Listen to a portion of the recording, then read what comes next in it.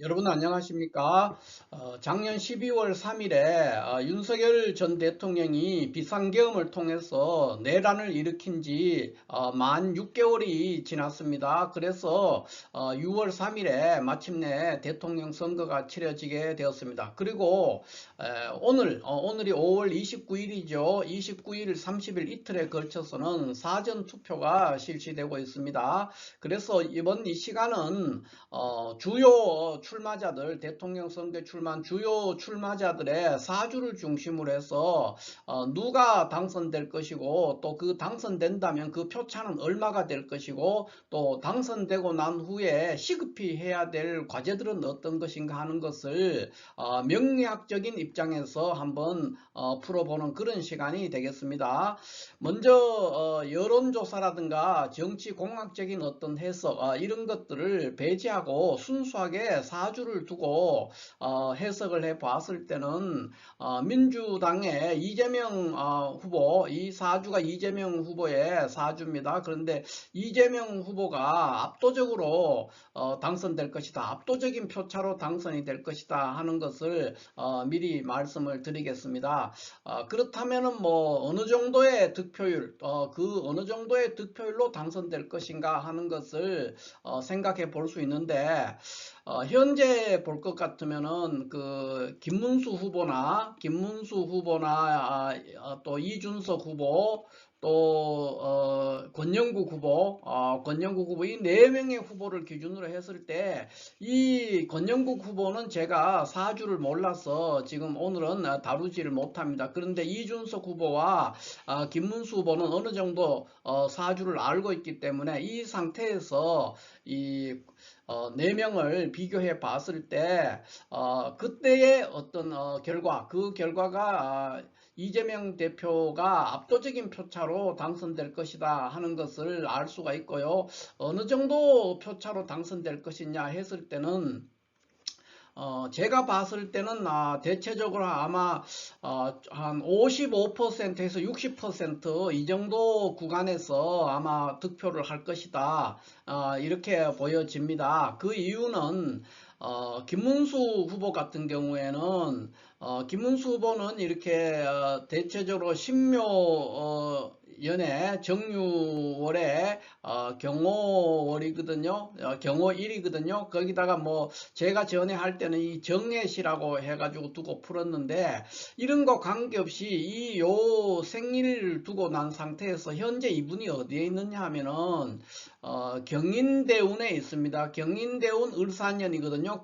금년 이렇게 되면은 원국의 어떤 존재, 원국 사주의 어느 정도의 불완전함, 뭐 시가 어떤지를 정확하게는 모르는 상태니까 그런 상태를 두고 보더라도 대운과 세운이 서로 간섭하는 그런 현상이 있어서 이렇게 되면은 김문수 후보 같은 경우에는 탈재의 현상을 피할 수가 없습니다. 그러니까 탈재가 된다는 것은 이게 양인격 사주거든요. 6월 경금으로서 양인격 사주가 탈재가 된다는 것은 사실상의 파격 사주입니다. 이 운에서는 파격이 됐다는 거예요. 그래서 여기서는 큰 득표를 할 수가 없을 것이다 이렇게 보여지고, 그 다음에 이준석 후보 같은 경우에는 이제 이 사람은 이제 소띠생인데 을축년에 김효월에 기사 1에 신미시다. 대체로 이 사주가 맞는 것 같아요. 근데 이분은 지금 을해대운 을사년이에요. 을해대운 을사년이라서 역시 이 경우도 중살, 그러니까 7살이 너무 많다는 거예요. 평관 7살을 너무 많이 만나고, 또 대세운의 어떤 간섭, 그 현상이 여전히 여기도 남아 있어요. 그래서 너무 많은 7살을 감당할 수가 없는 그런 구조가 되기 때문에 역시 사실상의 파격에 가까운 그런 구조입니다.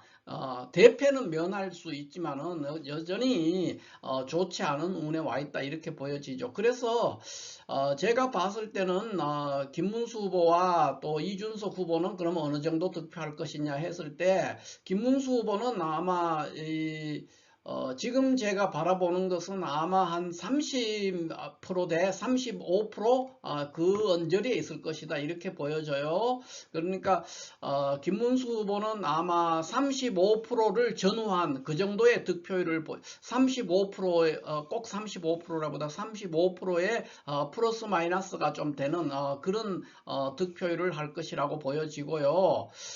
이준석 후보 같은 경우에는 뭐 지금은 뭐 여론조사 이런 데서는 10% 넘고 뭐 그런 것도 있었지만 제가 볼 때는 5% 이내 5% 이내에서 결정이 날 것이다 이렇게 보여집니다. 그래서 이렇게 본다면 결국 이재명 대표가 55%에서 60% 구간에서 득표를 할 것이라는 게 무리한 추측이 되지는 않습니다.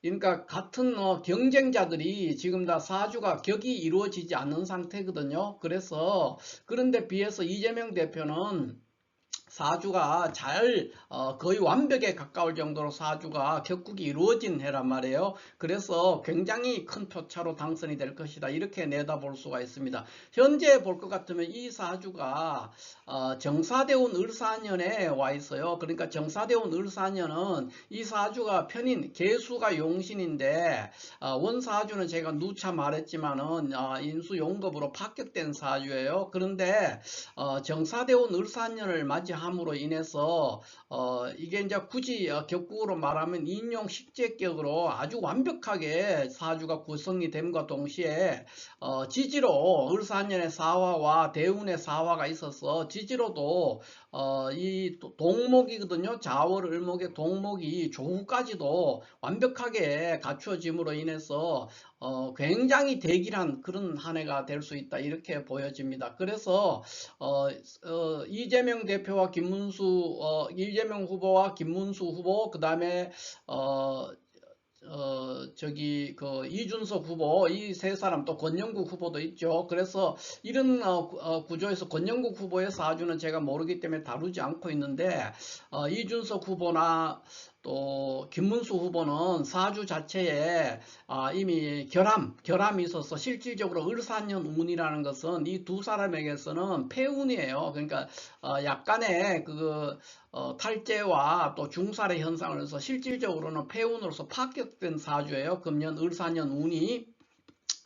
그런데 비해서 이재명 대표는 원사주는 파격됐지만 대운과 세운에서 완벽하게 보강을 해서 격국이 이루어진 해란 말이에요. 그러니까 인용 식재격이 완벽하게 이루어져서 매우 부귀하게 되는 대길한 한 해가 될 수 있다 이렇게 보여지기 때문에 이재명 대표가 당선되는 것은 뭐 말할 필요도 없고 당선됐을 때도 그 표차가 득표율 차가 굉장히 많이 나는 아마 역사적으로 지금까지 우리 건국 이후에는 그 정도 표차가 나는 경우가 없을 정도로 엄청난 표차로 득표를 해서 당선이 될 것이다 이렇게 보여집니다. 그래서 그 득표율은 대체로 볼 때 최저 55에서 최대한 60% 이 구간에서 이재명 대표가 득표해서 당선이 될 것이다 이렇게 보여져요.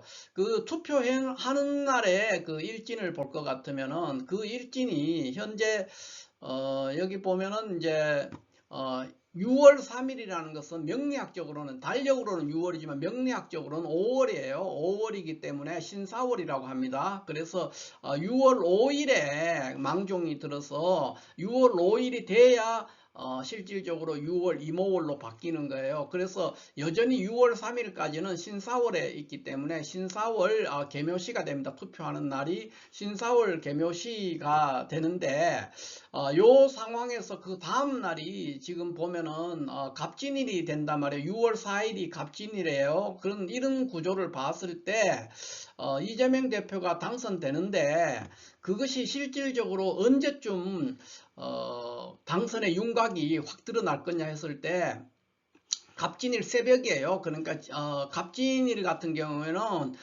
진토가 와서 월지와 시지에 있는 신자진 삼합을 해서 수국이 완벽하게 동하면서 천간으로 급제 간목이 들어왔어요. 이렇게 되면은 이재명 대표가 또 여기 진토가 와서 일지 유금을 진유합을 했거든요. 이런 관계를 봤을 때 매우 그러니까 활기찬 활동을 시작하는 날이 됩니다. 그래서 아마 개묘일 그러니까 투표일 날 저녁에 그러니까 자시니까 갑진일 새벽이죠. 그러니까 아마 밤 한 12시 전후에서 당선의 윤곽이 거의 확정이 질 겁니다. 그래서 조기에 이 당선 윤곽이 드러날 것이다 이렇게 보여집니다. 그래서 대체적으로는 뭐 갑진일 0시를 전후해서 이렇게 볼 수도 있고요.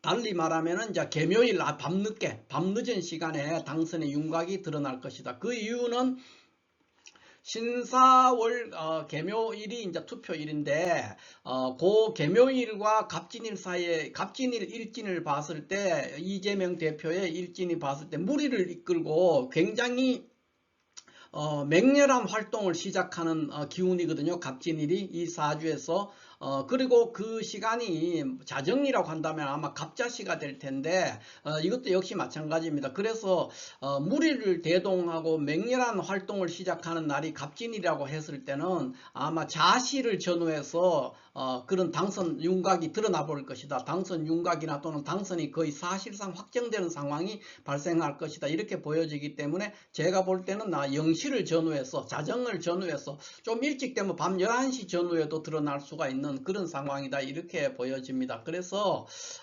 갑진일 일진이 매우 이재명 대표에게 유리하게 작동을 하고 있습니다. 그래서 이런 걸 봤을 때 제가 압도적인 표차로 당선이 될 것이다. 이렇게 보는 이유가 이런 것들을 이제 해석해서 지금 그렇게 말씀을 드립니다. 어쨌든 제가 봤을 때는 뭐 대체로 한 55에서 60% 정도의 득표율을 할 수 있을 것이다. 이렇게 내다봅니다. 무엇보다도 이제 당선은 제가 봤을 때는 이재명 대표가 당선되는 것은 문제가 없고요. 지금의 이제 관심사항은 어느 정도의 득표율로 당선되느냐, 압도적인 득표율로 당선되는 것이 이왕에 당선되는 거라면 더 유리하겠죠. 그런 면에서 궁금한 부분이 있었는데 그 부분을 제가 오늘 명리학적으로 한번 풀어봤고요.